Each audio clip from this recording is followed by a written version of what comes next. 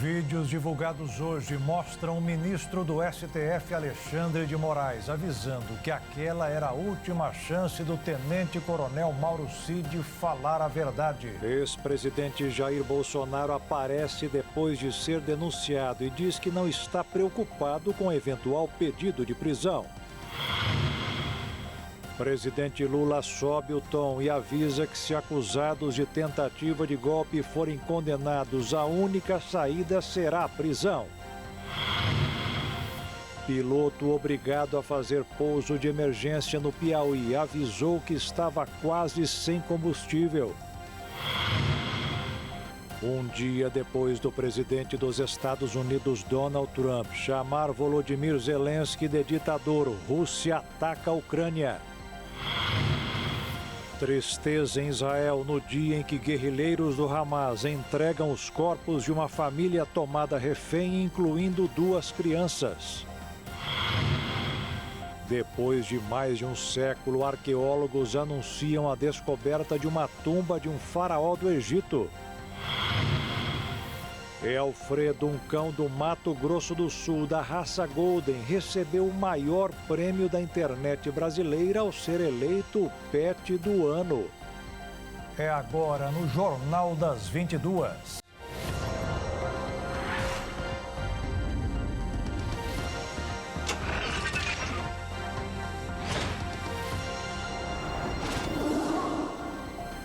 Olá, boa noite. O ministro do STF, Alexandre de Moraes, derrubou hoje o sigilo dos vídeos do processo contra o ex-ajudante de ordens do presidente da República, Jair Bolsonaro, tenente-coronel Mauro Cid. Um desses vídeos é da audiência de custódia, que aconteceu após a prisão dele em março de 2024.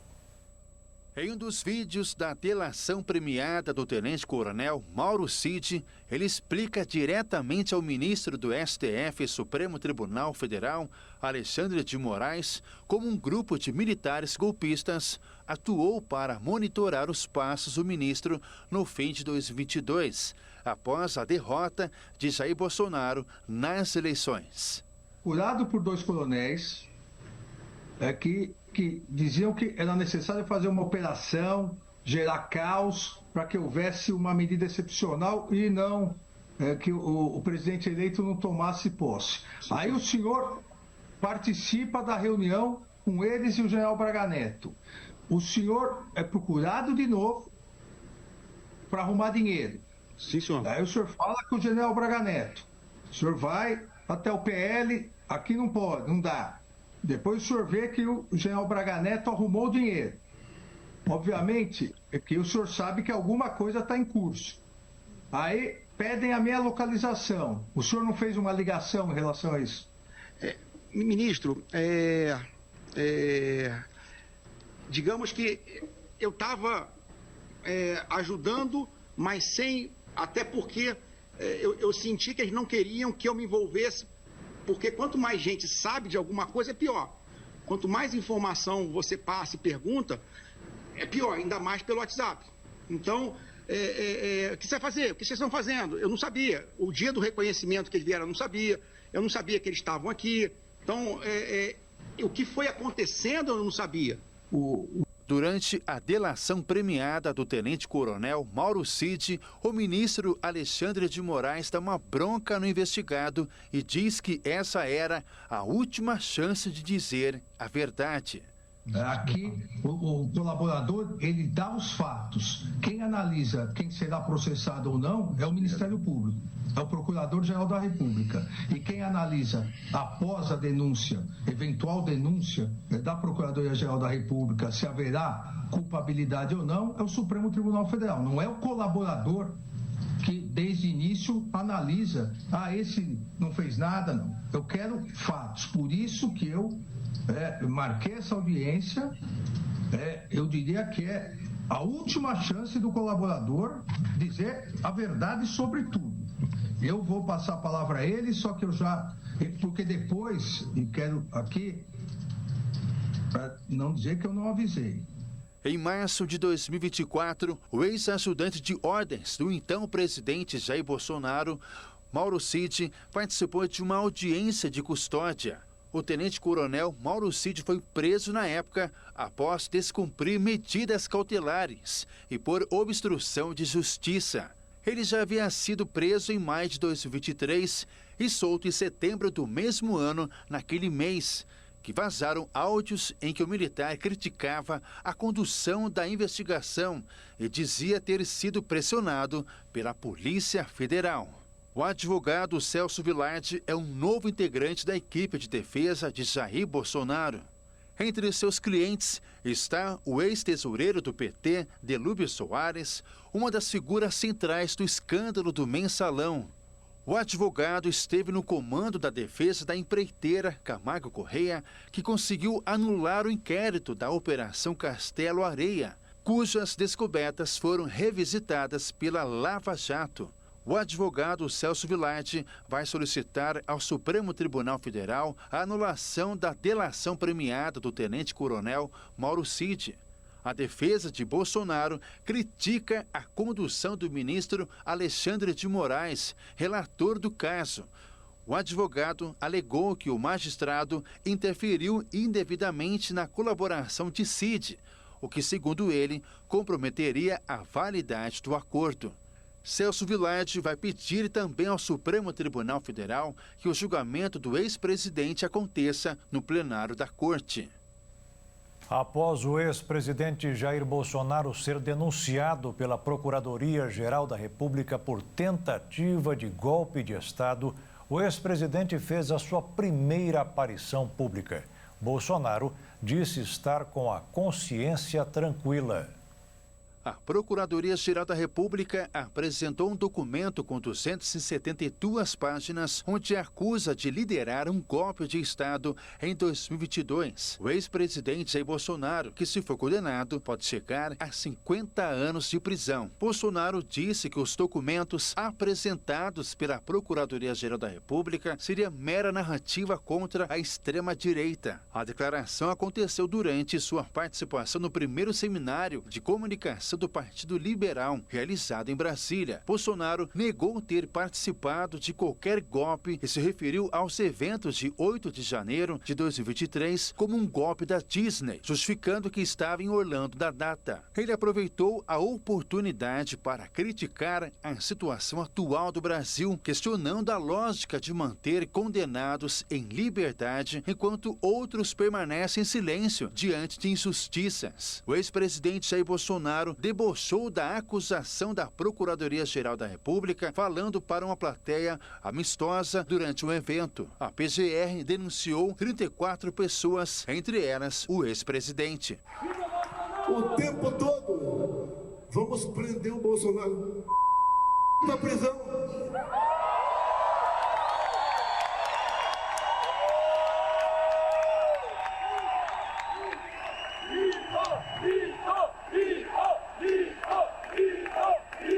Estou com a consciência tranquila. Nada mais tem contra nós do que narrativas. Todas foram por água abaixo. Investindo pesadamente agora nessa última, golpe. Embora não tenha declarado oficialmente sua intenção de concorrer em 2026, o ex-presidente insinuou que, com o apoio necessário no Congresso, poderia alterar o rumo do Brasil. O ex-presidente também fez críticas ao ministro Alexandre de Moraes, que é o relator dos inquéritos que o envolvem de forma indireta, a quem chamou de semideus e rei dos inquéritos. Além disso, levantou novamente dúvidas sobre a integridade das urnas eletrônicas utilizadas nas eleições de 2018. E o presidente Luiz Inácio Lula da Silva esqueceu a promessa feita ontem de não julgar o que está acontecendo com o indiciamento de 34 pessoas, incluindo o ex-presidente Jair Bolsonaro. Hoje, Lula afirmou que, se ficar provado culpa, Bolsonaro deverá ser preso. O presidente Luiz Inácio Lula da Silva comentou a denúncia apresentada pela Procuradoria-Geral da República contra o ex-presidente Jair Bolsonaro. Em entrevista à Rádio Tupi, Lula afirmou que o pedido de anistia discutido por aliados de Bolsonaro no Congresso já seria uma admissão de culpa. O presidente também declarou que, diante da gravidade das acusações, a única alternativa que enxerga para o ex-mandatário e outros envolvidos na suposta tentativa de golpe é a prisão. Se for provado a denúncia feita pelo Procurador-Geral da tentativa de golpe, da participação do ex-presidente do escalão de primeiro grau dele, o primeiro escalão dele, na tentativa de morte de um ministro da Suprema Corte Eleitoral, na tentativa de assassinato de um presidente da República e do vice-presidente, é uma coisa extremamente grave. Eu tenho certeza que, se for provado, ele só tem uma saída: ser preso. Ao ser questionado sobre a PL da anistia e se acredita na aprovação do projeto pelo Congresso Nacional, Lula disse que esse movimento indica uma autocondenação, uma vez que, segundo Lula, estariam pedindo anistia sem ter havido condenação. Essas pessoas estão se autocondenando quando eles estão pedindo anistia antes de serem julgados. Ora, a primeira coisa que eles têm que fazer é defender a inocência deles. Eles nem foram julgados, eles já estão pedindo anistia, ou seja, eles estão dizendo que são culpados. Só pelo fato deles pedir anistia antes de ser julgado, eles merecem ser condenados. Ora, se o cidadão está sendo acusado, ele não pode ficar pedindo perdão antes de ser julgado. Ele tem que primeiro provar que é inocente. Nesta última terça-feira, o ex-presidente Jair Bolsonaro disse que a prioridade da oposição é a aprovação do PL da anistia. Bolsonaro também disse que acredita que o projeto já tem votos suficientes da Câmara para aprovação. O presidente da Câmara, Hugo Motta, disse no início de fevereiro que há um desequilíbrio nas condenações dos atos de janeiro de 2023 e que, para ele, não houve tentativa de golpe.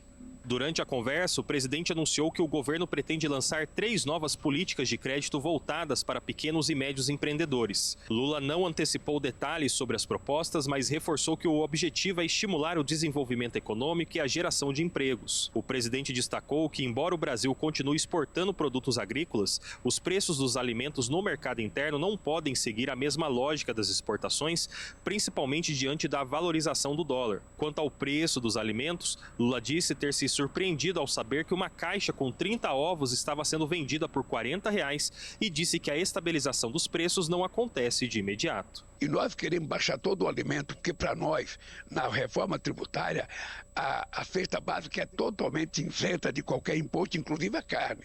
E nós fizemos isso para baratear. Agora, quando você tem momentos como esse que nós estamos vivendo, você, obviamente, que não consegue controlar do dia para a noite. O presidente projetou um crescimento de 3,8% para a economia brasileira em 2024 e afirmou que o país seguirá avançando nos próximos anos com a inflação sob controle. Como parte dos esforços para conter a alta dos preços, o governo pretende se reunir com representantes do setor atacadista. E veja a seguir, maioria dos fumantes aprova o aumento do preço dos maços como alternativa para que larguem o vício. E piloto obrigado a fazer pouso de emergência no Piauí avisou que estava quase sem combustível.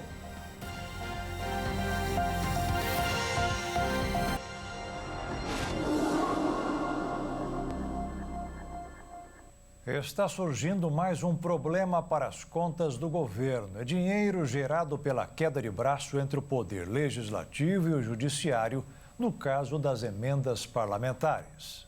O Senado aprovou um projeto de lei que restabelece recursos não utilizados desde 2019, conhecidos como restos a pagar não processados. Na prática, a medida reabilita emendas parlamentares canceladas no final de 2024 e estende o prazo de pagamento até 2026. O texto foi aprovado por 65 votos a 1 e agora segue em análise para a Câmara dos Deputados. A proposta foi apresentada pelo líder do governo no Congresso, o senador Randolfo Rodrigues, do PT, e visa evitar que recursos previamente destinados a obras e serviços fiquem inutilizados. A aprovação ocorre em meio a um embate entre o Congresso Nacional e o Supremo Tribunal Federal, quando, no final de 2023, o ministro Flávio Dino suspendeu o pagamento de parte das emendas parlamentares, cobrando mais transparência na destinação dos recursos. Em resposta, parlamentares de diferentes partidos argumentaram que a reabilitação desses valores evitaria a paralisação de obras essenciais como hospitais, escolas e centros comunitários. No relatório foi incluído uma restrição para impedir a liberação de valores destinados a obras e serviços sob investigação ou que apresentem indícios de irregularidade. O relatório estima que o impacto financeiro da medida pode chegar a mais de 4 bilhões de reais, enquanto o presidente do Senado, Davi Alcolumbre, mencionou um valor maior, em torno de 15 bilhões de reais. A equipe econômica do governo acompanha o tema de perto, pois o pagamento desses valores entra nos cálculos do arcabouço fiscal e pode afetar a meta do resultado primário. A proposta segue agora para a Câmara dos Deputados, onde deverá ser analisada antes de uma possível sanção do presidente Luiz Inácio Lula da Silva. Enquanto isso, a cúpula do Congresso Nacional busca garantir a liberação de emendas parlamentares bloqueadas por decisão do STF. O Tesouro Nacional suspendeu as subvenções do governo nos financiamentos do Plano Safra 2024-2025. A medida, que começará a valer amanhã, vai causar impacto na captação de empréstimos feitos por agricultores familiares. Segundo o comunicado do Tesouro, a decisão foi tomada em consequência do aumento da básica taxa de juros da economia, o que provoca maiores gastos ao governo e prejudica o ajuste das contas públicas. Esta notícia ela saiu depois do fechamento do mercado e não impactou os negócios.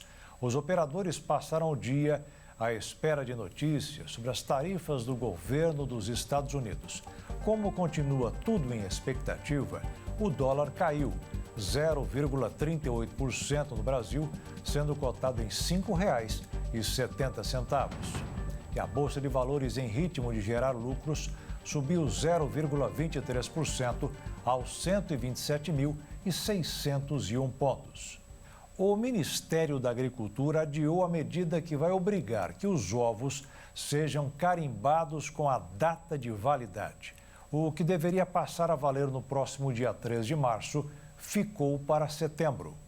O Ministério aproveitou a decisão anunciada hoje para esclarecer como vai funcionar a nova obrigação. Apenas os ovos vendidos a granel, como nas feiras livres, deverão ser carimbados com a data de validade. Logo depois de postado pelas galinhas, o alimento deve ser consumido, no máximo, no período de 25 dias. No caso das vendas feitas em mercados e supermercados, a data de validade deverá ser carimbada no estojo ou bandeja. Segundo o Ministério da Agricultura, o objetivo é aumentar a segurança alimentar e rastreabilidade do produto, o tornando mais confiável. A decisão de adiar a obrigatoriedade foi tomada para dar mais tempo para que os comerciantes consigam se adaptar, porque os carimbos custam, em média, R$ 4.000, um custo que poderia ser adicionado ao valor cobrado dos consumidores, que já estão enfrentando altas de até 40% no preço dos ovos. E a produção foi reduzida por conta do calor, já que as galinhas põem menos durante estes períodos. Quando o assunto é preço, quase ninguém quer saber de aumento, mas os fumantes querem. Tudo em nome de um incentivo para abandonar o vício. O levantamento foi feito pelo Datafolha. Com o último aumento dos cigarros no ano passado, quase metade dos fumantes brasileiros dizem ter diminuído a quantidade que fuma diariamente devido aos preços elevados. Isso é o que revela uma pesquisa feita pelo Datafolha a pedido da ACT Promoção da Saúde. O levantamento mostrou que, com a remarcação, quase 7 em cada 10 pessoas disseram pensar em parar de fumar e somente 1 em cada 3 mudou a marca do cigarro por uma mais barata. Segundo o Instituto, 8 em cada 10 fumantes concordam com o aumento e disseram ser favoráveis a um reajuste anual pela inflação. Os que não fazem uso do cigarro disseram que a alta foi adequada e poderia até ter sido maior. Foram entrevistados 1.921 pessoas com mais de 18 anos em 113 municípios do Brasil. A margem de erro é de 2 pontos percentuais para mais ou para menos, dentro do nível de confiança de 95%. Em setembro de 2024, o preço mínimo do maço e do boxe do cigarro aumentou 30%, de R$ 5,00 para R$ 6,50, após 8 anos sem reajustes. Isso porque o governo elevou a cobrança de IPI, Impostos sobre Produtos Industrializados. Com a alta, o ganho anual deve ser de R$ 723 milhões para os cofres públicos, segundo a estimativa feita pelo Tesouro Nacional. Quando o Ministério da Fazenda começou a discutir o aumento como uma das ações que poderiam compensar a desoneração da folha de pagamento de setores da economia e município. Um helicóptero da Polícia Civil foi alvo de tiros e esbarrou em uma rede elétrica para desviar de disparos. O incidente ocorreu no Rio de Janeiro, quando a aeronave auxiliava na captura de criminosos armados. O helicóptero foi solicitado para ajudar na captura de um grupo de criminosos que estavam escondidos em uma área de mata. A aeronave voava em baixa altitude quando o tiroteio começou. O piloto realizou manobras para tentar fugir dos disparos, mas acabou esbarrando nos fios de uma rede elétrica, causando 2 explosões. A alternativa foi um pouso de emergência feito em segurança. Apesar da gravidade da situação, a Polícia Civil informou que o helicóptero não foi atingido e ninguém ficou ferido. Após a checagem, a aeronave decolou novamente e seguiu com a sua missão normalmente. As aeronaves ficam mais vulneráveis devido à baixa altitude exigida nas missões. Foi a segunda vez no mês que aconteceu esse tipo de confronto. No dia 12, um helicóptero blindado foi atingido por tiros de fuzil enquanto auxiliava no cerco de um traficante escondido na comunidade em Cordovil. E o piloto de um avião da Companhia Azul fez um pouso de emergência hoje no Piauí, depois de avisar que estava ficando sem combustível. O avião decolou do Aeroporto Internacional de Viracopos, em Campinas, no estado de São Paulo, em direção a São Luís, no Maranhão. Mas uma viagem que parecia simples, com um tempo médio considerado curto de 3 horas, passou por um momento ruim. Estava chovendo e ventando muito na capital maranhense, o que impediu o pouso. A opção do piloto foi redirecionar a viagem para Teresina, no Piauí, mas a situação não melhorou. Após o piloto contatar o controle aéreo de Teresina, declarando emergência com o termo Mayday, que significa que a aeronave só tem combustível para mais 30 minutos de voo. 4871 informa Mayday Fuel. 4871 no controle Teresina, paciente. Ainda prossegue para Parnaíba. Ele solicitou informações sobre as condições meteorológicas em Parnaíba, onde recebeu a confirmação de que estavam favoráveis. Assim, a aeronave conseguiu pousar com segurança no aeroporto local às 15 horas e 49 minutos. Após o pouso, o avião foi reabastecido e pôde seguir viagem de forma segura para seu destino original em São Luís, onde os passageiros desembarcaram. A Companhia Aérea Azul, responsável pelo voo, enfatizou que todas as medidas tomadas foram para garantir a segurança dos seus clientes e da tripulação.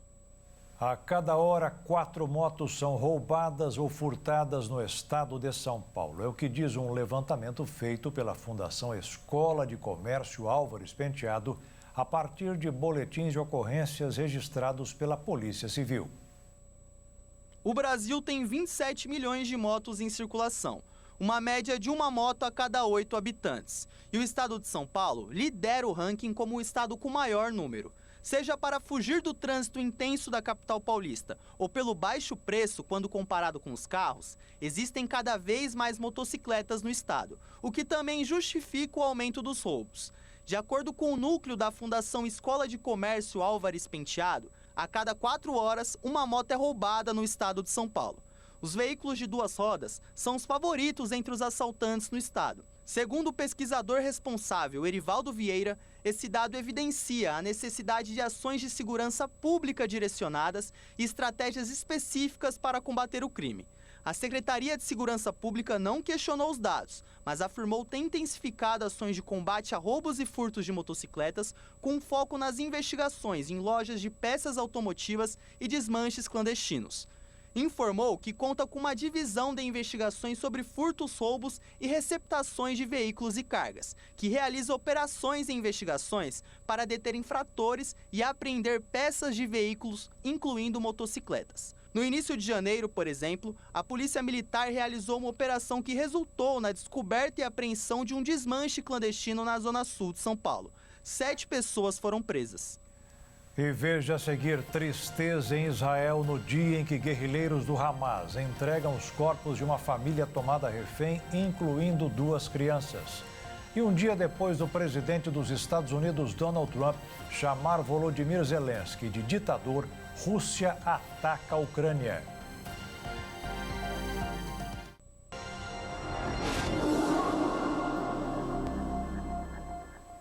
O consumo elevado de alimentos ultraprocessados pode aumentar em mais da metade o risco de casos de depressão entre a população. O novo estudo foi feito por pesquisadores da Universidade de São Paulo, utilizando dados de 13 mil pessoas de 6 capitais do país. Os resultados obtidos mostram uma associação entre o consumo elevado de ultraprocessados e a persistência dos episódios depressivos. Pessoas do grupo que consumia mais industrializados tiveram 58% a mais de chances de ter pelo menos 2 diagnósticos para a doença ao longo dos 8 anos do estudo do que aqueles do grupo com a dieta mais saudável. Publicada no Journal of Academy of Nutrition and Dietetics, a pesquisa foi realizada a partir de dados do estudo longitudinal de saúde do adulto. Os mais de 13 mil participantes foram divididos entre aqueles que não receberam nenhum diagnóstico para a doença ao longo dos 8 anos da pesquisa, os que tiveram apenas um quadro ou os que foram diagnosticados 2 vezes ou mais. Entre todos os participantes, a presença de industrializados no dia a dia variou entre 0% e 72%. Os pesquisadores também fizeram um recorte analisando a evolução da saúde mental apenas dos participantes que não tinham depressão quando o trabalho começou. Para se ter ideia, o consumo aumentado de ultraprocessados aumentou o risco de depressão em 30%. De acordo com o levantamento, cortar industrializados na dieta pode trazer benefícios. O estudo simulou cenários em que os participantes reduziriam o consumo de ultraprocessados em 5%, 10% e 20% de suas calorias diárias, substituindo-os por alimentos não processados ou minimamente processados. Uma mudança de apenas 5% do cardápio levou a 6% de redução no risco de depressão. Com um corte de 20% nos alimentos industrializados, o risco para a doença caiu em 22%, segundo o Guia Alimentar para a População Brasileira, publicado pelo Ministério da Saúde. Alimentos ultraprocessados devem ser completamente evitados, não havendo nenhuma porcentagem mínima de recomendação. No ano passado, outra pesquisa brasileira já havia mostrado uma correlação entre o consumo de industrializados e a ocorrência de sintomas depressivos. O estudo realizado com 16 mil adultos, inicialmente sem diagnóstico de depressão, coletou dados via questionários online semestrais sobre hábitos alimentares e saúde mental. O levantamento mostrou que há um risco 42% maior de desenvolver sintomas depressivos em indivíduos cuja dieta inclui quase 40% de ultraprocessados. Autoridades israelenses relataram uma série de explosões em ônibus na cidade de Bat-Yam nesta quinta-feira. A polícia investiga o caso como possível atentado terrorista e foi solicitado a todos os motoristas de ônibus de todo o país que parem e inspecionem os seus veículos em busca de outros possíveis artefatos explosivos. Várias explosões em ônibus foram registradas nesta quinta-feira na cidade de Bat-Yam, no centro de Israel. De acordo com a polícia, não há feridos e o episódio é investigado como um possível atentado terrorista. Após as detonações, o ministro da Defesa israelense Israel Katz ordenou intensificar as operações militares na Cisjordânia, um território palestino ocupado por Israel desde 1967. A mídia israelense informou que os ônibus estavam estacionados e vazios no momento das explosões. A polícia disse que unidades antibombas estão buscando outros objetos suspeitos, acrescentando que foi solicitado que a população evite essas áreas e permaneça alerta diante de qualquer objeto suspeito. Um grande número de agentes foi mobilizado para procurar suspeitos. Um porta-voz indicou que 3 artefatos tinham explodido e que outros 2 estavam sendo desativados. Os meios de comunicação israelenses afirmaram que foi pedido aos motoristas de ônibus de todo o país que parem e inspecionem os seus veículos em busca de outros possíveis artefatos explosivos. O dia foi de luto em Israel. O grupo extremista Hamas entregou os restos mortais de 4 reféns que morreram na faixa de Gaza. Entre eles, o do bebê Kfir Bibas, que tinha apenas 8 meses quando foi sequestrado. Após 503 dias, Israel recebeu os restos mortais da família Bibas, símbolo em Israel do sofrimento dos reféns mantidos em cativeiro em Gaza. Shiri Bibas, de origem argentina, 2 filhos dela, Kifri Bibas, de 8 meses, e Ariel Bibas, de 4 anos. O idoso Oded Lifshitz, de 83 anos, foi o 4º corpo entregue. O Hamas já havia afirmado em novembro de 2023 que os meninos e a mãe haviam sido mortos em um ataque aéreo israelense, mas as mortes nunca foram confirmadas pelas autoridades de Israel. Os corpos passarão por exames de DNA. A família Bibas tinha sido sequestrada na comunidade agrícola de Nir Oz, que fica próxima à faixa de Gaza, e perdeu cerca de 1/4 de seus habitantes, entre mortos e sequestrados, durante o ataque de 7 de outubro de 2023. Desde então, já morreram 1.200 pessoas em Israel. Outras 251 foram sequestradas pelo grupo terrorista. A retaliação israelense, que lançou uma guerra contra o grupo terrorista, deixou cerca de 48 mil mortos, segundo o Ministério da Saúde de Gaza, controlado pelo Hamas, e destruiu cidades inteiras no território palestino. A entrega faz parte do acordo de cessar-fogo em vigor desde 19 de janeiro e aconteceu em Khan Younis, na faixa de Gaza. Pouco antes das 9 da manhã, no horário local, um comboio de veículos da Cruz Vermelha chegou. Os 4 corpos estavam em caixões pretos e foram exibidos em um palco em Gaza antes de serem devolvidos. Atrás de uma cortina em um palco, havia um grande cartaz retratando o primeiro-ministro Benjamin Netanyahu como um vampiro acima das imagens dos 4 reféns mortos. O Hamas denunciou Israel e culpou Netanyahu pela morte das 4 vítimas. Os caixões também tinham fotos. Ao mesmo tempo, ao vivo, eram exibidas multidões de palestinos próximos ao palco. Ao fundo, estavam estacionadas caminhonetes brancas envoltas em bandeiras do Hamas, e agentes armados andavam entre a multidão de muçulmanos. Muitos andavam entre crianças e adolescentes, mostrando as armas, permitindo que eles as segurassem para tirar fotos e fazer vídeos. Por volta das 9h30 da manhã, no horário local, o comboio da Cruz Vermelha se direcionou para uma praça em Tel Aviv, onde eram exibidas imagens dos reféns antes do fatídico dia de 7 de outubro. Oded Lifshitz podia ser visto tocando piano, e o bebê Kfir Bibas, de 8 meses, ria quando estava com seu pai Yarden, que foi solto vivo no início deste mês, com outros 2 reféns. Em seguida, a Cruz Vermelha entregou os caixões às forças de defesa de Israel, já na faixa de Gaza. Os agentes realizaram um procedimento para descartar a possibilidade de alguma ameaça, uma vez comprovado se tratar dos restos mortais dos sequestrados. Os caixões foram envoltos em bandeiras de Israel e realizada uma curta cerimônia militar liderada pelo rabino-chefe da IDF, que leu o Salmo 83 com as tropas em continência. As urnas foram colocadas nos veículos da IDF e levadas para Israel. O comboio cruzou a fronteira pouco antes do meio-dia, diferentemente das recentes cerimônias de libertação de reféns entregues vivos à Cruz Vermelha. A maioria dos meios de comunicação israelenses, incluindo The Times of Israel, decidiu não transmitir as imagens ao vivo por respeito aos mortos e a seus familiares. O presidente israelense Isaac Herzog pediu desculpas pelos reféns mortos em publicação no X. Abre aspas. Agonia, sofrimento, não há palavras. Nossos corações, os corações de uma nação inteira, estão devastados. Em nome do Estado de Israel, inclino minha cabeça e peço perdão. Perdão por não proteger vocês naquele dia terrível. Perdão por não trazê-los de volta para casa com vida.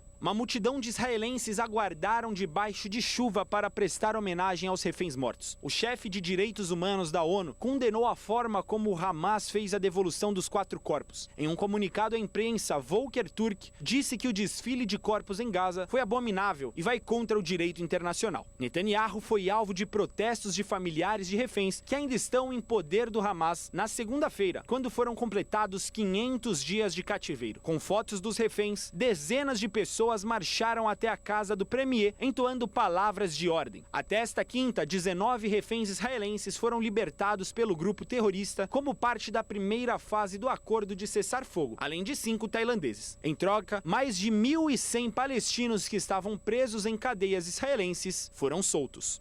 Um dia depois de o presidente dos Estados Unidos, Donald Trump, chamar o líder ucraniano Volodymyr Zelensky de ditador, a Rússia fez um dos maiores ataques aéreos da guerra iniciada há 3 anos sobre Kiev. Volodymyr Zelensky, que na véspera havia trocado duras farpas com Trump, recuou. Após receber publicamente um hostil atendimento do enviado americano, Keith Kellogg, que se recusou a conceder uma entrevista conjunta, o presidente ucraniano disse que está pronto para negociar um acordo forte e útil com os Estados Unidos que inclua salvaguardas contra futuras agressões russas. Pouco se sabe sobre o conteúdo da conversa entre os dois. Em paralelo, o presidente francês Emmanuel Macron disse que seu país defende uma força de paz europeia para dissuadir novos ataques em caso de cessar-fogo. Seu premier, François Bayrou, disse ver risco existencial na crise e o maior risco de guerra desde 1945. A ideia da força de paz com integrantes da Aliança Militar Ocidental, a levantada no começo da semana pelo Reino Unido, foi vista pelo Kremlin como inaceitável. A rixa entre Trump e Zelensky havia chegado a um ápice na quarta-feira. O americano havia irritado o ucraniano ao deixar o país e a Europa de fora das negociações que abriu diretamente com Vladimir Putin para tratar do conflito e outras rusgas. Zelensky afirmou que Donald Trump vivia numa bolha desinformativa e que não iria vender o país, referência à oferta dos Estados Unidos de ficar com 500 bilhões de dólares em minerais ucranianos em troca do apoio militar. Trump respondeu furiosamente, questionou a legitimidade de Zelensky, chamou-o de ditador e exigiu que ele aceite a negociação. O ucraniano foi defendido por aliados, como os premiers Olaf Scholz, da Alemanha, e Keir Starmer, do Reino Unido. Nesta quinta, o porta-voz da União Europeia, Stefan de Kiersmaeker, disse: a Ucrânia é uma democracia. A Rússia de Putin, não. O presidente dos Estados Unidos, Donald Trump, afirmou na quarta-feira que é possível um novo acordo comercial com a China. O republicano afirmou ainda que esperava que o presidente chinês Xi Jinping visitasse o país norte-americano, mas não deu um cronograma de sua viagem.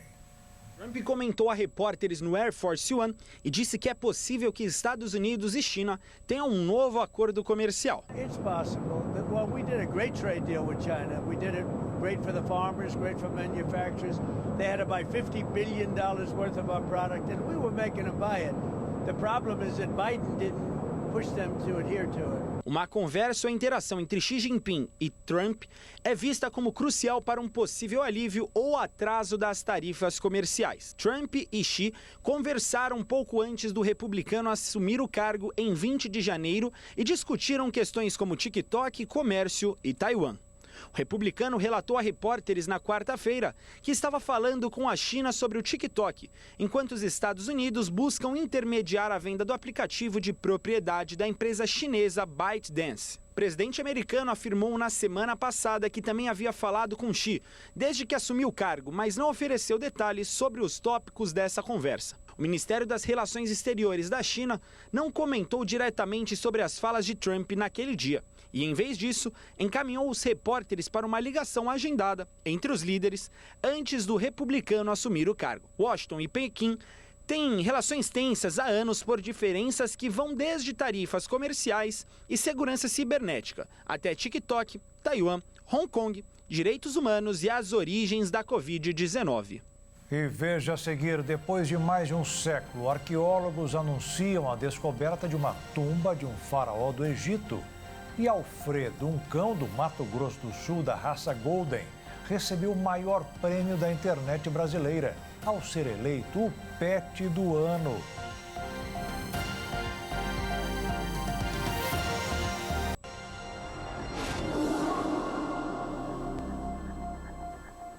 Os alunos de escolas públicas que não têm ar-condicionado vão ganhar um refresco. A falta do equipamento que serve de alívio em dias como os atuais, com temperaturas bem acima da média, maltrata muito quem fica em locais fechados. Por isso, os responsáveis pelas escolas foram autorizados a diminuir a jornada. Por conta do calor intenso no estado do Rio de Janeiro, escolas estaduais da rede pública de ensino que estiverem sem aparelhos de ar-condicionado em funcionamento terão permissão para reduzir a carga horária em até 50%, ou adotar rodízio de turmas nas salas de aula. A medida faz parte de um pacote de ações anunciado pelo governo do estado do Rio nesta última quarta-feira. No total, cerca de 180 escolas estão sem ar-condicionado. A previsão é que essas unidades sejam climatizadas dentro de 90 dias após o fim do período de verão. A medida foi tomada em meio à onda de calor e tem como objetivo preservar a saúde dos alunos dessas escolas. Segundo a Secretaria de Educação, as unidades que optarem pela redução da carga horária terão que disponibilizar o conteúdo pedagógico por meios digitais. Todas as unidades escolares receberam diretrizes para reforçar a hidratação dos estudantes, oferecendo merendas mais leves e evitar atividades ao ar livre. A Secretaria informou também que está distribuindo ventiladores para minimizar o calor nas salas de aula. Lembrando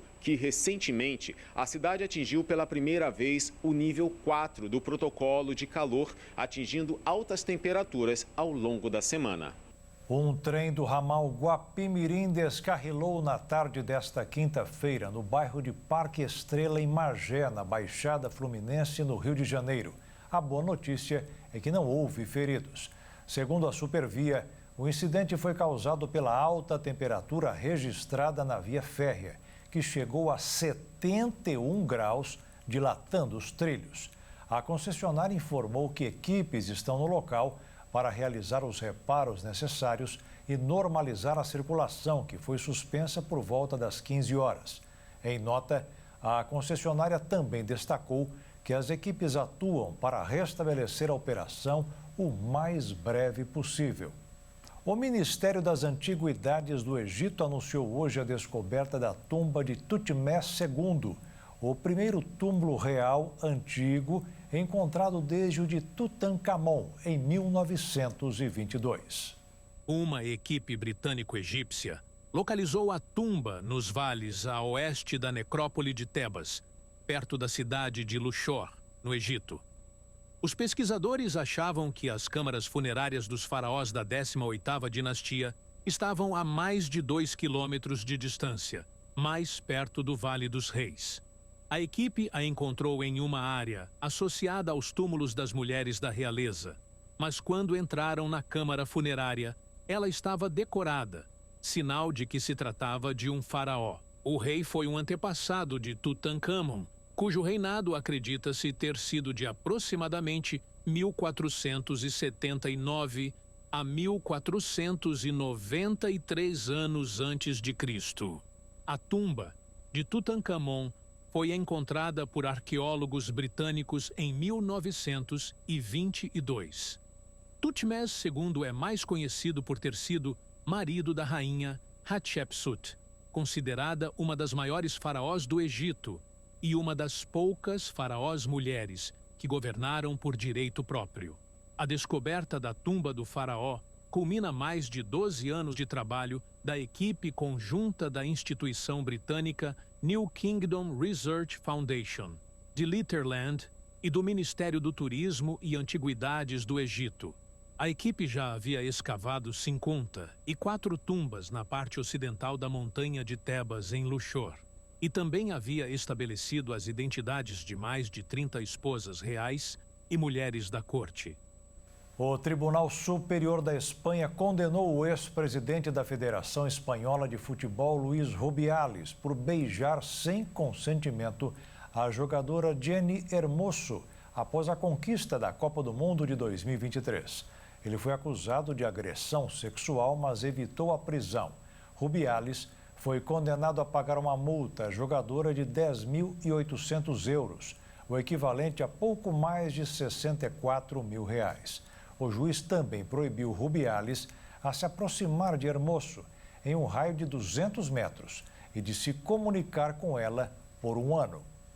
Um cão da raça Golden Retriever foi eleito Pet do Ano, o maior prêmio da internet brasileira que reconhece os principais influenciadores do país.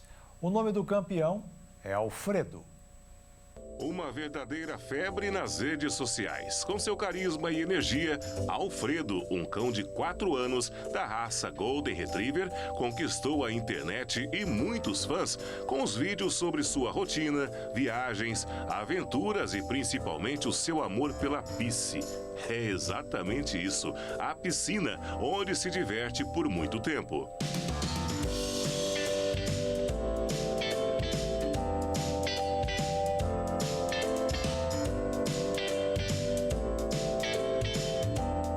Publicitária e criadora de conteúdo Maria Eduarda, sua tutora, é responsável por manter o fenômeno Alfredo, de Goldinho do Rolê, a influenciador social, sempre com novos materiais para interagir com seus seguidores. Foi a partir de uma viagem que a gente teve depois que ele ficou doente, se recuperou, com 6 meses de idade, eu levei ele para o Guarujá, para a praia, conheceu a praia, eu fiquei encantada com os lugares pet friendly que tinham em São Paulo. E eu queria isso muito para minha cidade. E aí eu comecei a compartilhar essas dicas pet friendly e também a vida com Golden, né? Como eles são grudentos, amorosos. E aí nossos conteúdos foram aí explodindo, viralizando e se tornou tudo que é hoje. Desde filhote, Alfredo já conquistava um público fiel, apelidado carinhosamente de Jurídico, que acompanha suas aventuras e compartilha suas experiências. Olha, somando todas as redes sociais, que é Instagram, TikTok, YouTube, já passou aí da casa dos 2 milhões. E assim, a gente tem uma comunidade muito fiel, que são fãs mesmo, assim, de coração, de corpo e alma, que é o Jurídico, é o nome da nossa comunidade, que são os milhares de advogados aí do Peixão para garantir o direito dele de piscina sempre. E entre uma viagem e outra, no dia 14 desse mês, lá estava Alfredo, em Porto Alegre, para receber o título de Pet do Ano do IBEST, o maior prêmio da internet brasileira que reconhece os principais influenciadores do país. E o voto da academia vai para Alfredo, o Golden! E olha só como ele chegou para receber o seu título, em grande estilo para desfilar também no tapete vermelho.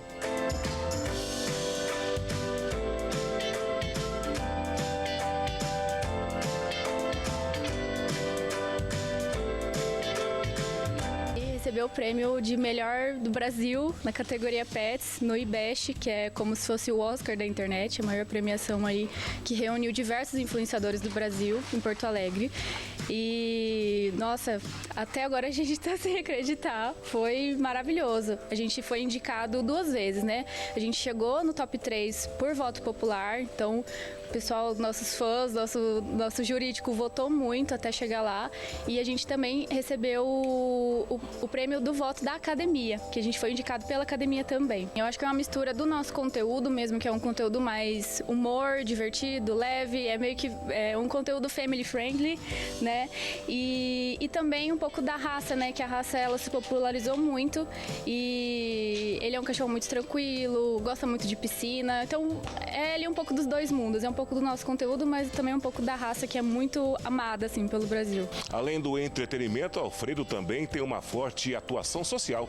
Ele foi convidado para visitar crianças da Associação de Pais e Amigos dos Autistas da Grande Dourados e também da Pestalozzi. O sucesso da visita fez com que ele participasse de outras ações solidárias. Em dezembro do ano passado, Alfredo realizou um dos maiores sonhos da sua tutora, fazer visitas hospitalares, levando alegria e conforto aos pacientes. Sempre foi um sonho meu participar desses grupos de cão de terapia e por conta do crescimento dele, da influência dele, eu acabei conseguindo ter contato, né, com esses órgãos, né, de terapia. Ele também é um cão muito sociável, dócil, ele é super sensível, se deu super bem, foi incrível, assim, as crianças, os adultos amaram, foi muito importante, a gente recebeu vários feedbacks positivos e a partir daí começamos a receber convites de outras associações também, como a Pestalozzi, que é uma escola de educação especial, foi maravilhoso também a interação,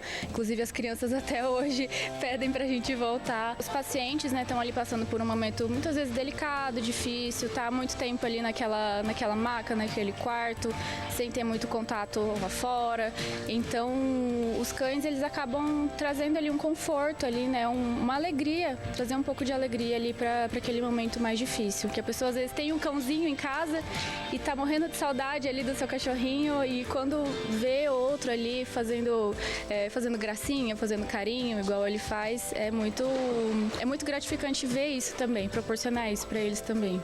Maria Eduarda não abre totalmente o jogo, mas vai ter coisa nova chegando aí para os seguidores de Alfredo, o pet do ano. Muitos projetos aí por vir, que a gente já está preparando, inclusive não posso falar, mas vai ser maravilhoso. Mas de mudar conteúdo, eu acredito que não, a gente tem que seguir sempre a mesma linha, né? Porque foi ali que a gente chegou, foi dessa forma que a gente chegou até lá. Então vamos continuar da mesma forma, do mesmo jeito, não vai subir a cabeça nem nada. Mas muitos projetos super legais estão vindo por aí.